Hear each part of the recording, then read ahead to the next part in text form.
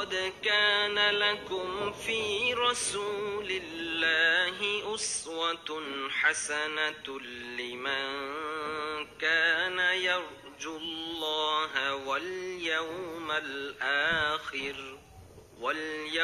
الآخر وذكر الله كثيرا। তোমাদের মধ্যে যারা আল্লাহ ও শেষ দিবসের আশা রাখে এবং আল্লাহকে অধিক স্মরণ করে, তাদের জন্য নিশ্চয়ই আল্লাহর রাসূলের মধ্যেই রয়েছে সর্বোত্তম আদর্শ। সূরা আল আহজাব আয়াত 21।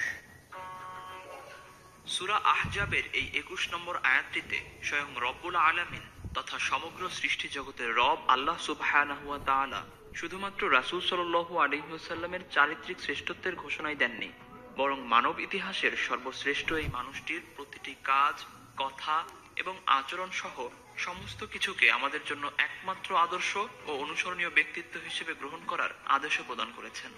সেই আদেশের ধারাবাহিকতাতেই মহিমান্বিত রব শুধু নিজের কালামকেই অক্ষরে অক্ষরে সংরক্ষণের দায়িত্ব নেননি, বরং তার রাসূলের জীবনের ছোট বড় সমস্ত কাজ, অভ্যাস, আচার আচরণ, এমনকি তার মুখ থেকে উচ্চারিত হওয়া কথাগুলোকেও অক্ষরে অক্ষরে সংরক্ষিত রেখেছেন এবং কিয়ামত পর্যন্ত আসা সমস্ত মানুষের জন্য তা প্রকাশ্য ও উন্মুক্ত অবস্থায় রেখে দিয়েছেন। এ কারণেই আমাদের রাহবার, আমাদের পথ প্রদর্শক এ মানুষটির পৃথিবীতে পদার্পণের প্রায় 1450 বছর পরে জন্মানো সত্ত্বেও তার সম্পর্কে সবকিছু জানার, তার ব্যক্তিত্বকে হুবহু চেনার সৌভাগ্য আমরা লাভ করেছি। কিন্তু এই সৌভাগ্যের সাথেই আরেকটি বাস্তবতা হলো, রাসূল সাল্লাল্লাহু আলাইহি ওয়াসাল্লামের জীবন অনুসরণ করতে চাইলে, তার আদর্শগুলো শিখতে চাইলে, তাকে অনুভব করতে চাইলে, তাকে তার প্রাপ্য অনুযায়ী আরো বেশি করে ভালোবাসতে চাইলে সিরাত এবং হাদিসের পাতায় বিচরণ করা ব্যতীত আমাদের সামনে আর কোনো উপায় নেই। এ জীবনে তার পবিত্র সান্নিধ্য লাভের কোনো সুযোগই আমাদের নেই। কিন্তু কেমন হবে যদি আমাদের অন্তরে থাকা কল্পনার বিশাল রাজ্যে তার পবিত্র সান্নিধ্যে আমরা বসবাস করতে পারি, অন্তত একদিনের জন্য হলেও আল্লাহ রাসূলের ঘরে মেহমান হিসেবে ঠাঁই পেতে পারি, তার পবিত্র, স্নেহময়, রহমত ও বরকতপূর্ণ সান্নিধ্য লাভ করে তাকে অনুভব করতে পারি, সরাসরি তার কাছ থেকেই আদব, আখলাক এবং সর্বোপরি আমাদের দিন শিখতে পারি। বাস্তবে তো সুযোগ নেই, কিন্তু কল্পনার জগতে আল্লাহর রাসূলের ঘরের উদ্দেশ্যে যাত্রা শুরু করে গন্তব্যে পৌঁছে একটা দিন অতিবাহিত হওয়া পর্যন্ত পুরোটা ভ্রমণ জুড়ে যে কতটা রোমান্স, শিক্ষা ও সম্পূর্ণ অন্যরকম এক ভালোবাসা মিশ্রিত অনুভূতির সাক্ষী আমরা হতে পারি, তা কি আর বলার অপেক্ষা রাখে? তাহলে আর দেরি কেন? চলুন কোরআন ও হাদিস থেকে ইতিহাসের পাতা উল্টানোর মাধ্যমে আমাদের যাত্রা শুরু করি এবং ফিরে যাই 1400 বছর পূর্বে। প্রতিটি পৃষ্ঠার প্রতিটি বাক্যে, প্রতিটি শব্দে শব্দে বিচরণ করি, সেগুলোর বাস্তবতা অনুধাবন করি এবং তা চিন্তা করার মাধ্যমে নিজেদের জ্ঞানের সঞ্চয়ে কিছু পাথেয় জমা করি। আর সেই সাথে কল্পনার জগতে রাসূল সাল্লাল্লাহু আলাইহি ওয়াসাল্লামের গৃহে প্রবেশ করে তার ঘরে একটা দিন অবস্থান করি, এমন অবস্থায় যেন চোখের সামনে আমরা তার জীবনযাপনের পদ্ধতি, তার কাজকর্ম, তার আচার আচরণ দেখতে পাচ্ছি, যেন সরাসরি নিজ কানে তার বাণী শুনতে পাচ্ছি। আমাদের এই কাল্পনিক ভ্রমণটি হবে আল্লাহর কিতাব এবং রাসূল সাল্লাল্লাহু আলাইহি ওয়াসাল্লামের সাহাবাগণের বর্ণনা কেন্দ্রিক একটি ব্যতিক্রমী ভ্রমণ।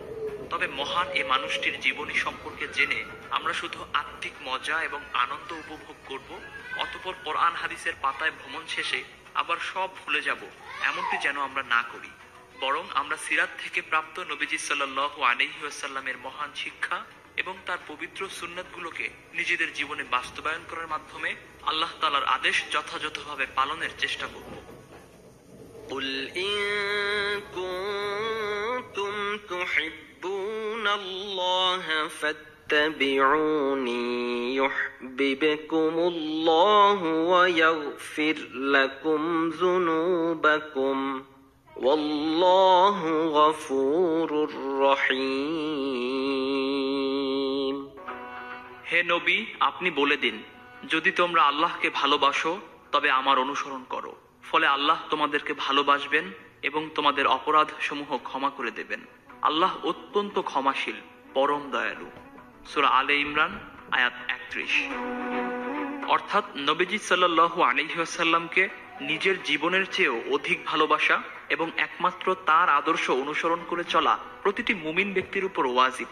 আর রাসূল সাল্লাল্লাহু আলাইহি ওয়াসাল্লামকে ভালোবাসার আলামত হলো তিনি যা কিছু নির্দেশ করেছেন তা পালনের সর্বাত্মক চেষ্টা করা, তিনি যা কিছু নিষেধ করেছেন সেগুলো থেকে নিজেদেরকে বিরত রাখার চেষ্টায় সর্বোচ্চ সতর্ক থাকা, তার সুন্নাহগুলো হুবহু অনুসরণের চেষ্টা করা এবং তার আনিত বিষয়ে বিশ্বাস স্থাপন করা। আল্লাহ তাআলা তার রাসূলকে অনুসরণ করার আদেশ মহাগ্রন্থ আল কুরআনে 40-এরও অধিকবার প্রদান করেছেন, আর এর মধ্যেই আমাদের জন্য সর্বপ্রকার কল্যাণ নিহিত রয়েছে। একবার এক ব্যক্তি আয়েশা রাদিয়াল্লাহু আনহার নিকট এসে জানতে চেয়েছিল রাসূল সাল্লাল্লাহু আলাইহি ওয়াসাল্লাম কেমন ছিলেন। জবাবে আয়েশা রাদিয়াল্লাহু আনহা বলেছিলেন, তুমি কি কোরআন পড়নি? রাসূল সাল্লাল্লাহু আলাইহি ওয়াসাল্লাম তো ছিলেন জীবন্ত কোরআন। অর্থাৎ কোরআনের বিধানসমূহ মেনে কোরআন অনুযায়ী কিভাবে জীবনযাপন করতে হবে তা নিজের জীবনে হুবহু বাস্তবায়ন করার মাধ্যমে তিনি আমাদেরকে হাতে কলমে শিখিয়ে গিয়েছেন। অর্থাৎ বাস্তবতা হলো রাসূল সাল্লাল্লাহু আলাইহি ওয়াসাল্লাম ছিলেন প্রকৃত অর্থেই কোরআনের জীবন্ত রূপ। সুতরাং আমরা আল্লাহ তাআলার সন্তুষ্টির আশায় তার নবীর অপূর্ব নাসিহা, উপদেশ, জীবন আদর্শ এবং উত্তম নমুনা জেনে তা অনুসরণ ও অনুকরণ করার নিয়তে এ ভ্রমণটি শুরু করব এবং সেই সাথে রাসূল সাল্লাল্লাহু আলাইহি ওয়াসাল্লামের সাথে সংশ্লিষ্ট যেসব বিষয় আমাদের জন্য আদর্শ ও অনুকরণীয় সেসব বিষয় ব্যতীত রাসূল সাল্লাল্লাহু আলাইহি ওয়াসাল্লামের অন্য কোনো স্মৃতি বিজড়িত চিহ্ন ও নিদর্শনাবলী আমরা অন্বেষণ করব না। এ সম্পর্কে ইবনে উজ্জাহ বলেন, যে গাছের নিচে বাইয়াতে রিদওয়ান সংঘটিত হয়েছিল, উমর রাদিয়াল্লাহু আনহু সেই গাছটি কেটে ফেলার নির্দেশ দেন এবং নির্দেশ অনুযায়ী তা কেটে ফেলা হয়, কেননা জনগণ সেই গাছের নিচে গিয়ে সলাত আদায় করত। তাই তিনি জনগণের উপর ফিতনার আশঙ্কা করেছিলেন। ইমাম ইবনে তাইমিয়া রহিমাহুল্লাহ হেরা গুহা সম্পর্কে বলেন, নবুয়ত লাভের পূর্বে রাসূল সাল্লাল্লাহু আলাইহি ওয়াসাল্লাম হেরা গুহাতে গিয়ে ইবাদত করতেন এবং সেখানেই সর্বপ্রথম ওয়াহী নাজিল হয়। কিন্তু ওয়াহী নাজিলের পর তিনি কখনো সেখানে উঠেননি এবং তার নিকটবর্তীও হননি। যদিও নবুয়ত প্রাপ্তির পর 13টি বছর তিনি মক্কাতেই অবস্থান করেছিলেন। হিজরতের পরেও তিনি বেশ কয়েকবার মক্কায় এসেছিলেন, কিন্তু একবারও হেরা পর্বতের গুহায় যাননি, এমনকি তার কোনো সাহাবীও কখনো সেখানে যাননি। আর মাত্র কিছু দূর আল্লাহর নবীর শহরের দ্বার প্রান্তে এসে উপস্থিত হয়েছি আমরা। আমাদের সামনে দৃশ্যমান হয়েছে এ শহরের সর্ববৃহৎ নিদর্শন উহুদ পাহাড়। এ তো সেই পাহাড় যার সম্পর্কে রাসূল সাল্লাল্লাহু আলাইহি ওয়াসাল্লাম বলেছিলেন, এ পাহাড় আমাদেরকে ভালোবাসে, আমরাও একে ভালোবাসি। আল্লাহর সবচেয়ে প্রিয়তম বান্দা, যাকে তিনি নিজের বন্ধু হিসেবে নির্বাচন করেছেন, সেই মানুষটির ঘরের দিকে যাত্রাকালে আমাদের মনে হতে পারে আমরা নিশ্চয়ই কোনো প্রাসাদসম মহলে গিয়ে হাজির হব। কিন্তু আল্লাহর হাবিব মুস্তাফা সাল্লাল্লাহু আলাইহি ওয়াসাল্লাম তো ছিলেন পরিপূর্ণভাবে দুনিয়া বিমুখ একজন মানুষ। তিনি নিজের সম্পর্কে বলেছিলেন, এ দুনিয়ার সাথে আমার কি সম্পর্ক? এ দুনিয়ার সাথে আমার দৃষ্টান্ত হলো এমন এক মুসাফিরের ন্যায়, যে প্রচন্ড গরমের একদিনে ভ্রমণে বের হয়ে এক পর্যায়ে একটি গাছের নিচে সামান্য নিদ্রা গেল, তারপর কিছুক্ষণ বিশ্রাম নিয়ে সেখান থেকে চলে গেল। তিনি তো সেই মানুষ যার চোখ কোনো ধন সম্পদ কিংবা প্রাচুর্যতা দেখে প্রশান্তি অনুভব করত না, বরং তিনি বলেছিলেন, আমার চোখের শীতলতা তথা প্রশান্তি হলো সলাত। মদিনার রাস্তায় হাঁটতে হাঁটতে ধীরে ধীরে আমরা রাসূল সাল্লাল্লাহু আলাইহি ওয়াসাল্লামের ঘরের খুব কাছাকাছি চলে এসেছি। আমাদের চোখের সামনে স্পষ্ট হয়ে উঠছে উম্মাহাতুল মুমিনিনগণ তথা রাসূল সাল্লাল্লাহু আলাইহি ওয়াসাল্লামের সম্মানিতা স্ত্রীগণের ঘর।